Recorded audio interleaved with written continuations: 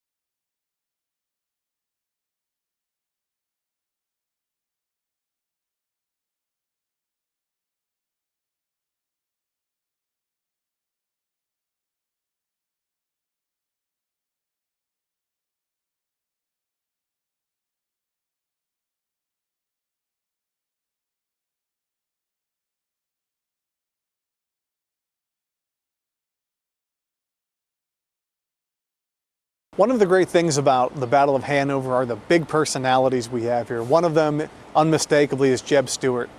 Who is he, and what has he been doing as Lee's army invades Pennsylvania? Well, as you say quite correctly, Brady, Stuart is one of the big personalities of the war. James Ewell Brown Stuart, born in the southern portion of Virginia, not far from the North Carolina state line, West Point trained cavalry officer, known for being a fun-loving guy. He liked to sing. He liked to tell jokes. He liked to laugh a whole lot. So he kind of has this image because of that, and the hat with the ostrich plume that he wore of being somewhat frivolous and lighthearted. But the reality of the situation is this was one extraordinarily capable, professional, competent soldier. Stuart was 33 years old. He was at the height of his fame. He was at the height of his glory. And he was as good as they came. He and Lee had a very close personal relationship. Lee relied on him personally to be his eyes and ears. And when Stuart was gone longer than Lee expected him to be, and no word from Stuart was arriving at Army headquarters, Lee became extremely nervous about it, became very concerned about it. I don't know that he was necessarily concerned so much about the state of his cavalry force as he was recognizing how blind he was without the man he relied on as his eyes and ears.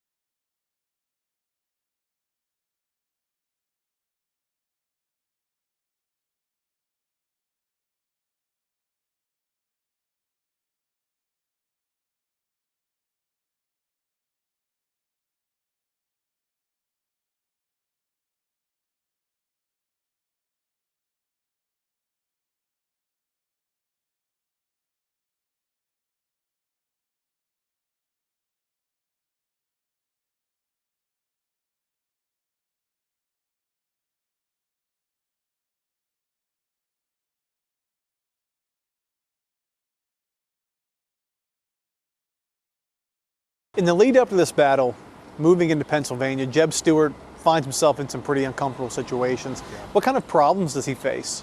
But Stuart is given a monumental task when you think about it. When he is ordered to proceed on his own through Virginia, Maryland, and Pennsylvania, several tasks fell upon his shoulders, one of which was to try to keep contact, and protect the right of the Confederate Army as it is proceeding, Ewell's Corps, in fact, as it's proceeding into Pennsylvania.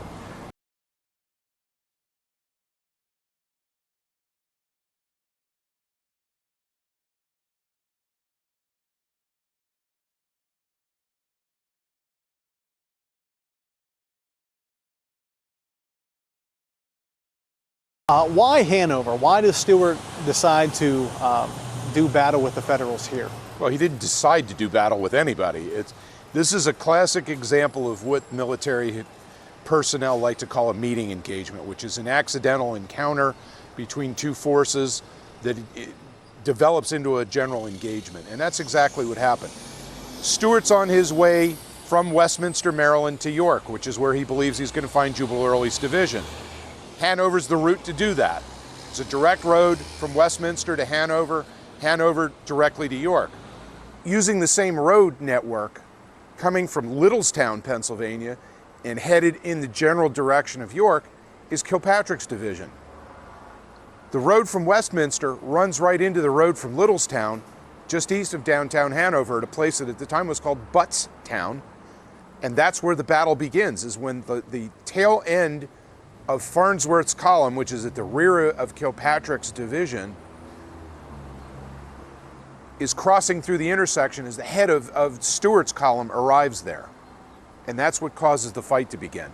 So the Federals end up turning around to come back from elements of Kilpatrick himself was several miles beyond the town and had to turn around and gallop back once he hears the commotion in his rear.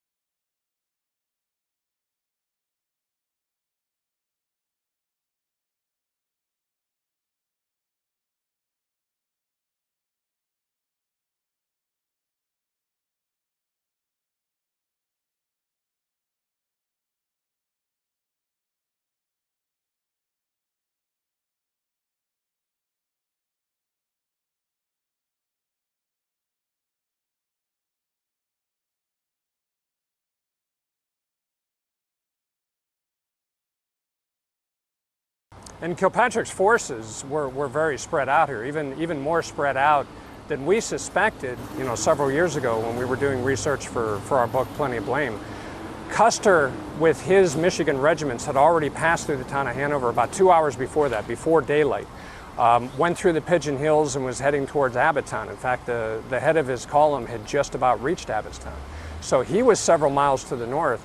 Kilpatrick's regiments under Farnsworth were pretty well spread out from Buttstown, also known as Mudtown, has a lot of little names, this little settlement, which is south of Hanover, about 3 miles, all the way through the town square of Hanover, and then a couple of regiments were actually working their way north out of there. So Kilpatrick's forces were spread out over something like 5 or 6 miles by the time this battle happens. He's got to bring those forces together in order to face what he soon finds out is a rather large threat.